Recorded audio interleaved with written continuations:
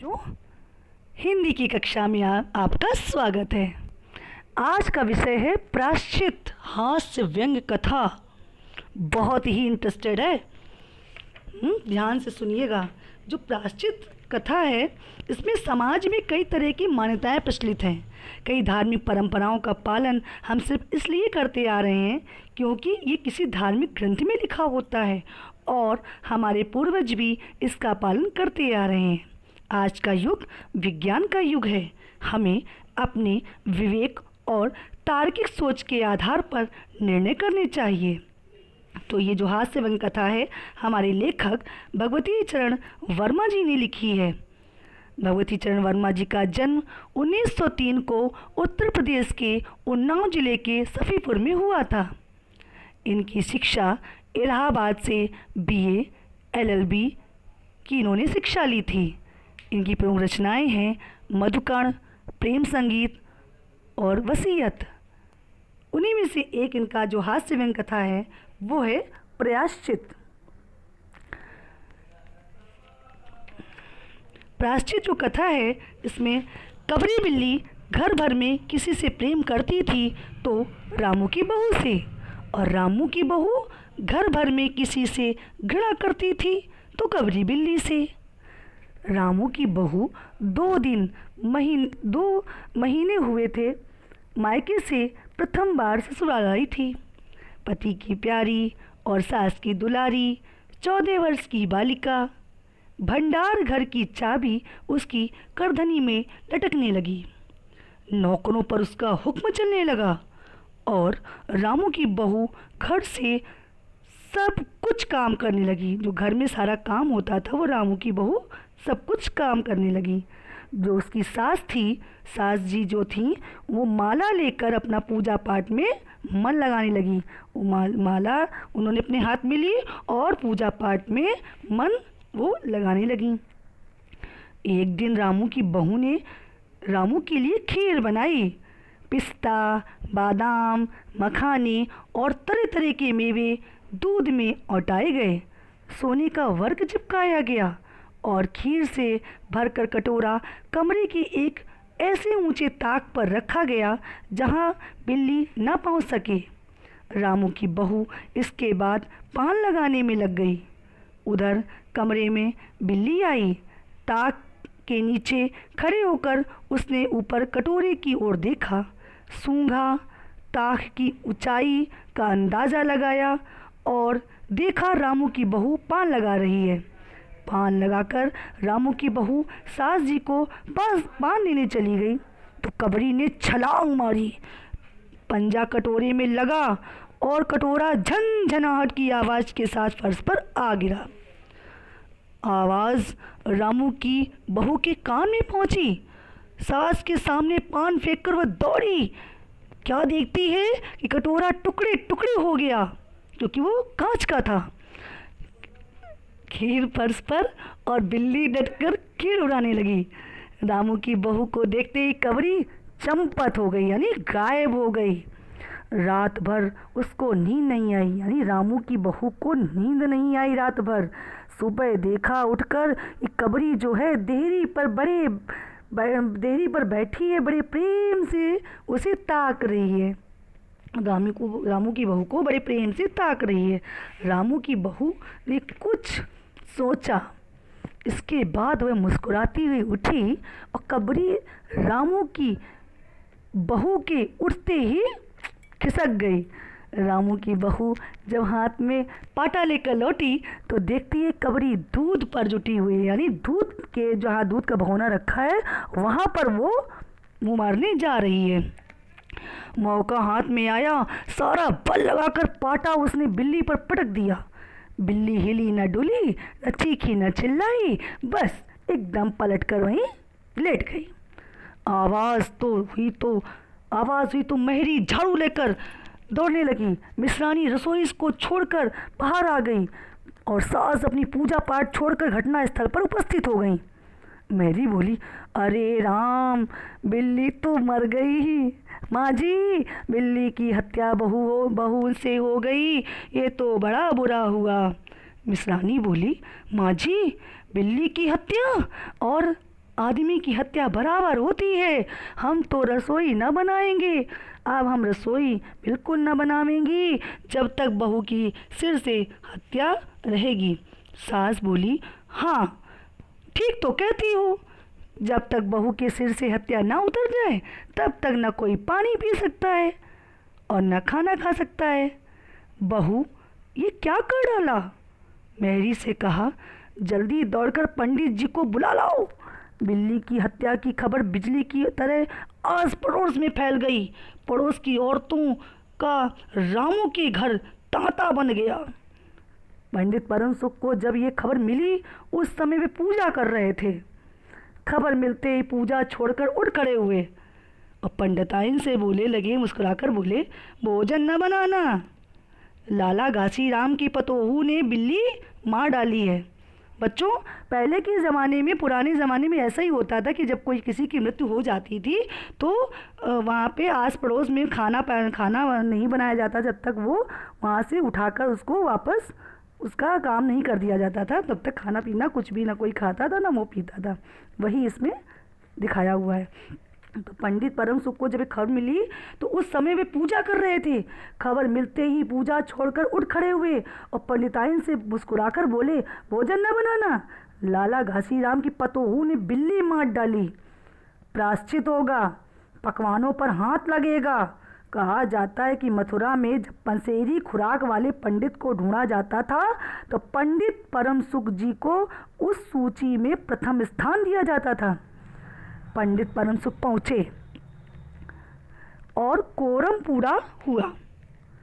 पंचायत बैठी। किस्नू की माँ ने कहा, पंडित जी, बिल्ली की हत्या करने में कौन सा नरक मिलता है? पंडित परम सुख ने अपने पत्रा के पन्ने उल्टे पुल्टे करे, अक्षरों पर उंगलियां चलाईं, माथे पर हाथ लगाया और कुछ सोचा। चेहरे पर धुंधलापन आ गया, माथे पर बल पड़े, नाक सिकुड़ गई और स्वर गंभीर हो गया। हरे कृष्णा हरे कृष्णा, हरे कृष्णा हरे कृष्णा। बड़ा बुरा हुआ। प्रातःकाल ब्रह्म मुहूर्त में बिल्ली की हत्या, घोर कुंभी पाक, नरक का पाप है। रामू की माँ, यह तो बड़ा बुरा हुआ। रामू की माँ की आंखों में आंसू आ गए। फिर पंडित जी, अब क्या होगा, आप ही बतलाएं। पंडित परम सुख मुस्कुराए। रामू की माँ, चिंता की कौन सी बात है? शास्त्रों में प्रायश्चित का विधान दिया गया है, सो प्रायश्चित से सब कुछ ठीक हो जाएगा। रामू की माँ ने कहा, पंडित जी, इसीलिए तो आपको बुलवाया था। अब आगे बताओ, क्या किया जाए? यही कि एक सोने की बिल्ली बनवाकर बहू से दान करवा दी जाए। जब तक बिल्ली न दे दी जाएगी तब तक तो घर अपवित्र रहेगा। बिल्ली दान देने के बाद 21 दिन का पाठ हो जाएगा। छुन्नू की दादी ने कहा, हाँ और क्या, पंडित जी ठीक ही तो कहते हैं, बिल्ली अभी दान दे दी जाए और पाठ फिर हो जाए। रामू की माँ ने कहा, तो पंडित जी कितने तोले की बिल्ली बनवाई जाए? पंडित परम सुख मुस्कुराए और बोले, क्या कह रहे हैं पंडित जी? उन्होंने अपनी तोंद पर हाथ फिराते हुए कहा, बिल्ली कितने तोले की बनवाई जाए? अरे रामू की माँ, अब कलयुग आ गया है, धर्म कर्म का नाश हो गया है, श्रद्धा नहीं रही। कम से कम 21 तोले की बिल्ली बनवाकर दान कर दो और आगे आपकी श्रद्धा। रामू की माँ ने आंखें फाड़ कर देखा और कहा, अरे बाप रे बाप, 21 तोला सोना, ये तो बहुत है, तोला भर की बिल्ली से काम न निकलेगा। पंडित परम सुख हंस पड़े। रामू की माँ, 1 तोला सोने की बिल्ली? अरे रुपये का लोभ बहू से बढ़कर है? बताओ, रुपये का लोभ बहू से बढ़कर है क्या? बहू के सिर पर बड़ा पाप, इसमें इतना लोभ ठीक नहीं रामू की माँ। मोल तोल शुरू हुआ और मामला 11 तोले की बिल्ली पर ठीक हो गया। इसके बाद पूजा पाठ की बात आई। पंडित परम सुख ने कहा, इसमें क्या मुश्किल है रामू की माँ, मैं पाठ कर दिया करूँगा। पूजा की सामग्री हमारे घर भिजवा देना। पूजा में सामान कितना लगेगा? अरे कम से कम सामान में पूजा कर देंगे। दान के लिए 10 मन गेहूँ, 1 मन चावल, 1 मन दाल, 1 मन भर तिल, 5 मन जौ, 5 मन चना, 4 पसेरी घी और मन भर नमक भी लगेगा। बस इतने भी काम चल जाएगा? अरे बाप रे, इतना सामान! पंडित जी, इसमें तो 150 रुपये खर्च हो जाएंगे। रामू की माँ ने रुआसी होकर कहा, पर इसमें कम में तो काम ना चलेगा। बिल्ली की हत्या बड़ा पाप है। खर्च को देखते वक्त पहले बहू के पाप को भी देखो। ये तो प्रायश्चित है, कोई हंसी खेल थोड़े ही नहीं है। पंडित परम सुख की बात से प्रभावित किस्नू की माँ ने कहा, पंडित जी ठीक तो कहते हैं, बिल्ली की हत्या कोई ऐसा वैसा पाप तो नहीं है। बड़े पाप के लिए खर्च चाहिए। छुन्नू की दादी ने कहा, और नहीं तो क्या, दान पुण्य से ही पाप कटेंगे। दान पुण्य में किफ़ायत नहीं है। अब मिश्रानी ने कहा, और फिर माँ जी, आप लोग बड़े आदमी ठहरे, आप लोगों को इतना खर्च क्यों अखरेगा? रामू की माँ ने चारों ओर देखा, सभी पंच पंडित जी के साथ। पंडित परम सुख मुस्कुरा रहे थे। उन्होंने कहा, रामू की माँ, एक तरफ तो बहू के लिए कुंभी पाप नरक है और दूसरी तरफ तुम्हारे जिम्मे थोड़ा सा खर्च, सो उससे मुंह न मोड़ो। फिर जरा कुछ बिगड़ कर बोले, रामू की माँ, ये तो खुशी की बात है, अगर तुम्हें ये अखरता हो तो ना करो, मैं चला। इतना कहकर पंडित जी ने पोथी पत्रा अपना बटोरा। अरे पंडित जी, रामू की माँ को कुछ नहीं अखरता, बेचारी को कितना दुख है, बिगड़ो नहीं। मिश्रानी, छुन्नू की दादी और किस्नू की माँ ने एक स्वर में कहा। रामू की माँ ने पंडित जी के पैर पकड़े और पंडित जी ने जमकर आसन लगाया। और क्या हो, 21 दिन के पाठ के 21 रुपये और 21 दिन तक दोनों वक्त 5-5 ब्राह्मणों को भी भोजन करवाना पड़ेगा।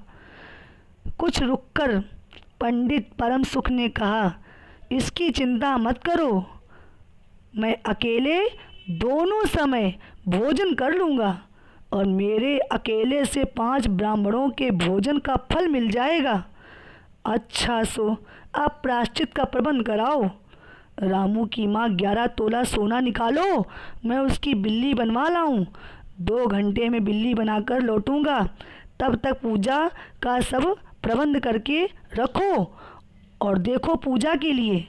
पंडित जी की बात समाप्त भी नहीं हुई थी कि मैरी हाँफती हुई कमरे में घुस आई।